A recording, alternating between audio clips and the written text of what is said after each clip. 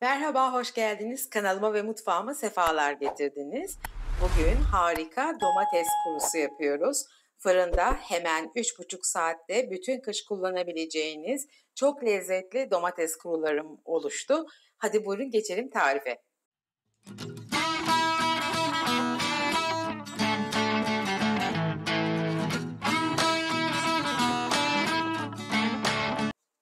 Evet, şimdi bu işlem için mutlaka böyle şişe domates kullanmalıyız. Bu domateslere şişe domates, Sakarya domatesi, armut domates de denebiliyor.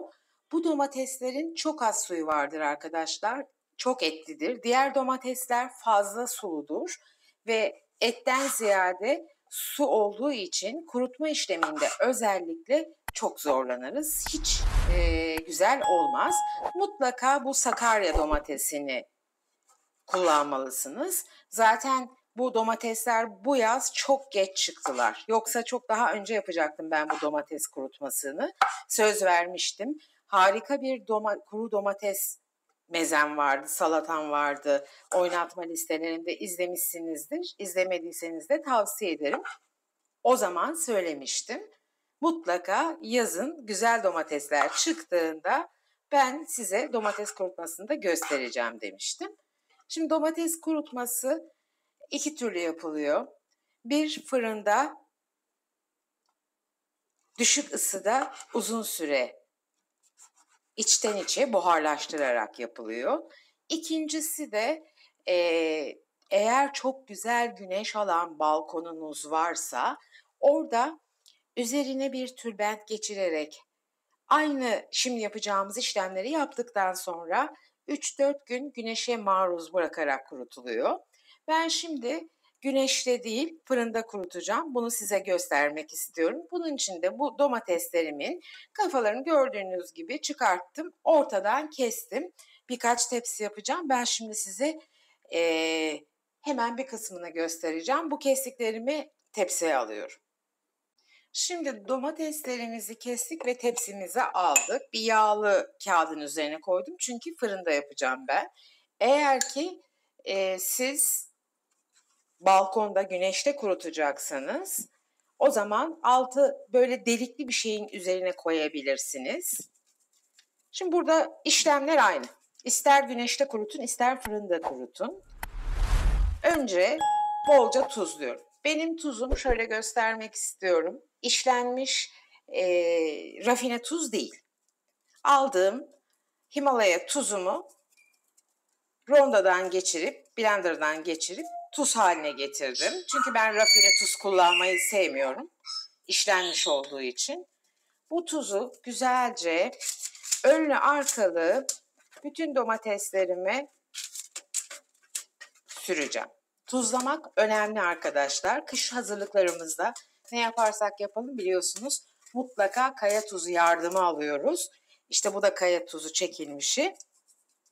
Hem bozulmaması için hem suyunun daha kolay buharlaşması ve kurumasını sağlaması için tuz önemli bir faktör.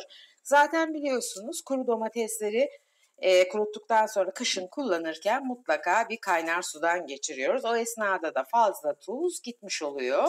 Çok fazla içine geçmiş olmuyor. Şöyle her yerini güzelce tuzladım. Şimdi fırınımı ben 90 derecede açtım. Çünkü domateslerimizi pişirmeyeceğiz arkadaşlar. Buharlaştırarak suyunu çıkartacağız ve kurutacağız. Eğer daha yüksek yaparsanız domatesler pişer, pişmesin. Dolayısıyla 90 derece yeter. Yaklaşık bir 3 saat, 3,5 saat fırında güzelce kuruyacak. Bu arada dün de bir çeşni yapmıştım. O tarifimde mutlaka izlemenizi tavsiye ediyorum. O tarifimin altına da biri yazmış, bir sevgili değerli izleyicim. Bu ekonomik olmadığı o kadarcık malzeme için fırın saatlerce çalıştı diye. Arkadaşlar ben 3 tepsi yapıyorum. 3 tepsim var. Fırınım 3 tepsi alabiliyor. Size sadece hem tezgahımın büyüklüğü açısından hem de fazla uzamasın video diye ve ben dağınıklığı da sevmediğim için hepsini yaparken göstermiyorum. Birer tepsiyi gösteriyorum. Videoya ara verdiğimizde ben diğer tepsilerimi de yapıyorum. Şimdi ben domatesimi de 3 tepsi yapacağım. Hadi bakalım girsin fırına çıksın görüşelim. Evet arkadaşlar, nefis domates kurutmalarım hazır oldu. Tam 3,5 saat 90 derece önceden ısıttığım fanlı fırında altlı üstlü fan olarak 3,5 saatte bu duruma geldiler. Ama tam işlemi bitmiş değil. Şimdi ben bunları delikli bir süzgecin içine koyacağım. Üzerine de bir mermer incecik bir tülbent bez koyup bir gün balkonumda havalandıracağım ki uzun süre dayanabilsinler. Çünkü mutlaka bir yine hava alması gerekiyor, havalanıp kuruması gerekiyor. Sizi de uyarmak istiyorum arkadaşlar. Salamura, turşu ya da kurutmalar lütfen çok dikkatli olun. Çünkü gözle görünmeyen, fark etmediğiniz küf dediğimiz o aflatoksin gerçekten çok ama çok zehirleyici, çok kanserojen. Hemen bir anda ortaya çıkmıyor. Zaman içerisinde karaciğere ve vücudun her tarafına çok büyük zararlar verebiliyor. Onun için lütfen arkadaşlar bu tarz salamuralarda, turşularda, kurutmalarda mümkün olduğu kadar ihtimamı gösterin. Lütfen bu anlattığım detaylara dikkat edin. Tuza, kaya tuzu olmasına, uzun süre çok yüksek ısıda değil, orta ısıda, düşük ısıda uzun sürede pişmesine dikkat edin. 160-150 derecelerde pişirirseniz domates pişer, kurumaz, pişer ve dolayısıyla uzun vadede saklayabileceğiniz bir domates olmaz. Aynen bu söylediğim adımlarla eğer takip ederseniz harika domates kuruları olur. Marketlerde, peynircilerde, aktarlarda domates kuruları inanılmaz fiyatlarda arkadaşlar. Sakın fırın yandı falan demeyin. 90 derece fırın 3-3,5 saatte herhalde bir yaklaşık olarak 5-6 lira yakmış olabilir tahminimce hesabıma göre. Ama bu domates kuruları çok daha lezzetli, sağlıklı ve 3 tepsi çıktı. Dolayısıyla yapmanızı tavsiye ediyorum. Bu bilgileri verirken lütfen sıkılmayın, çok konuştun demeyin. Çünkü bunlar benim için gerçekten önemli bilgiler. Sizlere bunları bilmeyenleri bilen hanımefendiler tabii ki dikkat ediyordur ama bilmeyen, hiç yapmamış ve ilk defa yapacak olanlar için bunlar önemli bilgiler. Sorumluluk hissettiğimden dolayı bu kadar uzun izah ettim. Kusuruma bakmayın. Umarım beğenmişsinizdir tarifimi ve siz de evinizde denersiniz. Bu Sakarya domatesleri diğer domateslere nispeten ucuz.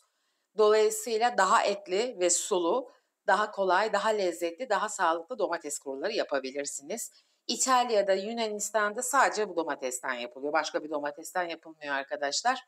Bir sonraki tarihte görüşmek üzere. Kendinize iyi bakın, sevgiyle kalın ama videomu beğenmeyi, kanalıma abone olmayı ve bildirim zilini açmayı lütfen unutmayın. Bildirim zili hele çok önemli. Bütün videolarımız paylaştığımız anda hemen size duyurulur ve kaçırmamış olursunuz. Hepinizi çok seviyorum. Hepinizi sevgiyle gözlerinizden öpüyorum. Hoşça kalın, sevgiyle kalın.